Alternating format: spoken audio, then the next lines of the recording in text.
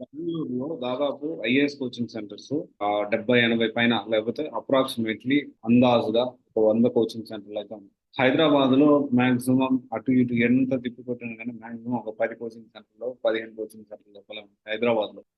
ఢిల్లీలో అయితే 50 కాదు 100 కాదు 100 కోచింగ్ సెంటర్లు గొంతుకొకుంటాయి. ఇప్పుడు ఈ వీడియోలో మనము అసలు బెంగళూరులో 100 పైన కోచింగ్ సెంటర్స్ ఉన్నాయి.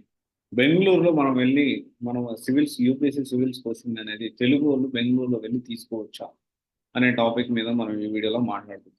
తెలుగు వాళ్ళు బెంగళూరు వెళ్ళి యూపీఎస్సీ సివిల్స్ కోచింగ్ తీసుకోవచ్చా? సో బేసిక్ గా అసలు ఎన్ని కోచింగ్ సెంటర్స్ ఉన్నాయో మీకు చదివి వినిపిస్తాను. ఒకవేళ మీకు తెలియకపోతే డెఫినెట్లీ ఒకసారి వినండి. సో దీంట్లో చాలా ఉన్నాయి. నేను ఇప్పుడు ఏం సీక్వెన్స్ టాప్ అని హైయెస్ట్ అని లేకపోతే టాప్ 5 అని టాప్ 10 అని చెప్పట్లేదు. జనరల్ గా ఓవర్ వ్యూ అసలు ఎన్ని కోచింగ్ సెంటర్స్ ఉన్నాయో అప్రాక్సిమేట్లీ నేను ఈ వీడియోలో మాట్లాడుతున్నాను. వాటి గురించి లిస్ట్ మీకు చదివి వినిపిస్తాను. అండ్ ఇంకొక విషయం వచ్చేసి ఏంటి అంటే ఈ అన్ని కోచింగ్ సెంటర్స్ లో కూడా మనం డెఫినెట్లీ రివ్యూస్ చేద్దాము. 2024 latest reviews of IAS coaching centres, civils coaching centres, UPSC civils coaching centres in Bengaluru గురించి మనము ఈ వీడియోలో మాట్లాడుకుందాం. సో ఇక్కడ చూసుకుంటే చాలా ఉన్నాయి. బిలీవర్స్ అని, లెగసీ అని, ప్రజ్ఞ అని, ఇన్స్పైరో ఐఏఎస్ అని, రావుస్ ఐఏఎస్ స్టడీ సర్కిల్ అని, లా ఎక్సలెన్స్ అని, ఇన్నోవేటివ్ ఐఏఎస్ అని, నేషనల్ ఐఏఎస్ అని, అచీవర్స్, శంకర్ ఐఏఎస్ అకాడమీ, తర్వాత ఇంకా చూసుకుంటే భారత్ ఐఏఎస్, తర్వాత ఇంకా గ్లోబల్ ఐఏఎస్, ఐఏఎస్ బాబా, ఇంకా చూసుకుంటే అమోఘ వర్ష, తర్వాత Bharat, Grace, doctor Raj Kumar IAS, తర్వాత ఎస్యుపిఎస్సి, Himalaya IAS, Insights IAS, KSG IAS institute, Bengaluru IAS and KS academy, so toppers IAS, global IAS, transform IAS, officers IAS చూసుకుంటే పోతే దాదాపు 100 పైచిలకు ఉంది. సో బెంగళూరులో ఫస్ట్ మనం ఎప్పుడైనా కానీ చాలా మంది ఢిల్లీకి వెళ్ళేటప్పుడు ఢిల్లీలో ఉన్న కోచింగ్ సెంటర్స్ హైదరాబాద్ ఉండట్లేదు. మనకు ఎలా ఉంటుందంటే దూరం కొండలు ఉంటుందన్నమాట. సో దూరంగా ఎక్కడో ఉన్నాయంటే మనము పరిగెత్తుకుంటూ వెళ్ళిపోతాము. వాళ్ళు చెప్పినా కానీ చాలా ఆనందంగా మనం వింటా ఉంటాం.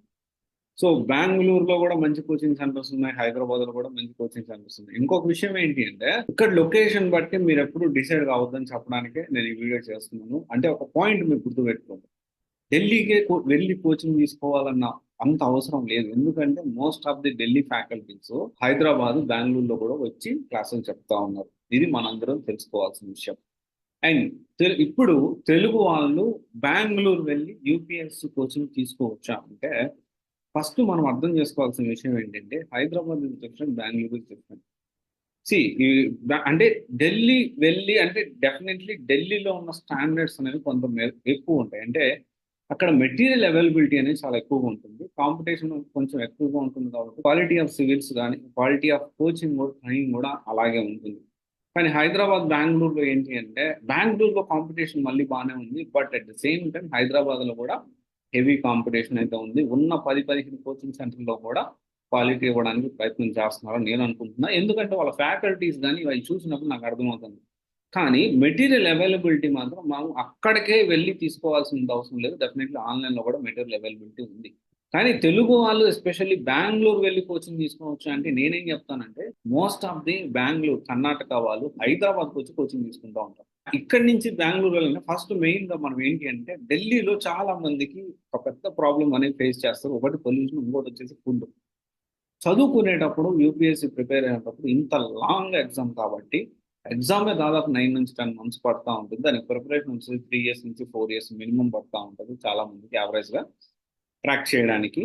సో అలాంటి సిచ్యువేషన్లో ఫుడ్ అండ్ హెల్త్ కూడా చాలా చాలా ఇంపార్టెంట్. తెలుగు వాళ్ళు వెళ్ళాలి అనుకుంటే మేబీ ఢిల్లీకి వెళ్ళొచ్చేమో, కానీ బెంగళూరు వెళ్ళడం అనేది ఒకసారి ఆలోచన చేసి నిర్ణయం తీసుకోవాలి. ఎందుకంటే ఢిల్లీ సేమ్ ఒక ఐఏఎస్ కోచింగ్ సెంటర్, ఒక సివిల్స్ కోచింగ్ సెంటర్ ఢిల్లీలో ఉంటుంది, దాని బ్రాంచ్ అనేది బెంగళూరులో కూడా ఉంది. కానీ మెయిన్ బ్రాంచ్ లో ఉన్నంత క్వాలిటీ ఆఫ్ దానికి సంబంధించిన క్లాసెస్ ప్రాపర్ గా జరగడం కానీ, టెస్ట్ సిరీస్ కానీ ఇవన్నీ కూడా దాని సబ్ బ్రాంచ్ అలాగే దాని బ్రాంచ్ అయినా బెంగళూరులో ఉండట్లేదు. సో ఒక తెలుగు వాళ్ళు బెంగళూరుకి వెళ్ళి యూపీఎస్సీ సివిల్స్ కోచింగ్ తీసుకోవాల్సినంత అవసరం లేదు అని నేను భావిస్తా ఉన్నాను. అండ్ ఇంకొకటి వచ్చేసి ఏంటి ఏంటి ఫుడ్, హెల్త్, లేకపోతే ఇంకోటి ఇంకోటి అంటే లొకేషన్ ఇట్లా బాగాలేదు అని చెప్పి మీరు వెళ్ళొద్దు అంటున్నాను.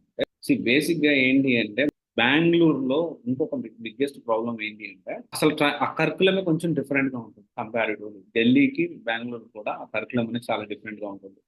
సిసాట్ కి సపరేట్ అంటారు, జిఎస్ కి సపరేట్ అంటారు. అండ్ తర్వాత వచ్చేసి జనరల్గా ఎక్కడైనా కానీ సిసాట్ జిఎస్ కలిపే ఇస్తారు. కానీ ఇక్కడ సిసాట్ జిఎస్ సపరేట్ ఇస్తారు. అండ్ ఇంకోటి యూపీఎస్సి ఫౌండేషన్ అంటారు, జిఎస్ ఫౌండేషన్. సో ఇలా ఏంటి అంటే రకరకాల పేర్లు చెప్పి మన దగ్గర డబ్బులు దండుకోవడం తప్ప ప్రాపర్గా అవుట్కమ్ అనేది రాదు అనేది నేను అనుకుంటున్నాను. అండ్ ఇంకొకటి యూపీఎస్సి రిఫార్మ్స్ అనేవి కొత్తగా మార్పులు చేర్పులు వస్తుంది. 26 సంవత్సరాలకే ఓపెన్ కేటగిరీ ఉండబోతా ఉంది.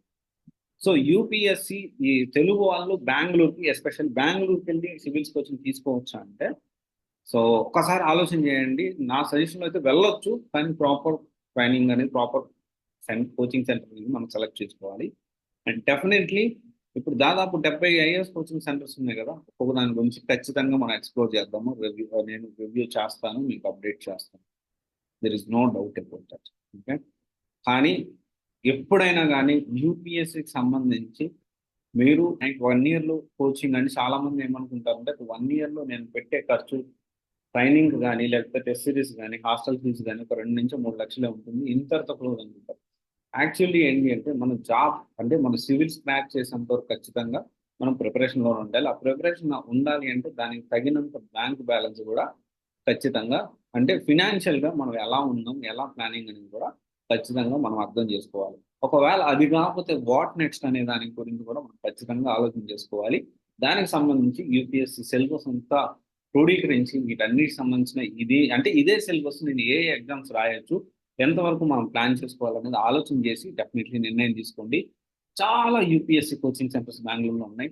తెలుగు వాళ్ళు ఆలోచించి నిర్ణయం తీసుకోవాలని నేను అనుకుంటా ఉన్నాను. Thank you.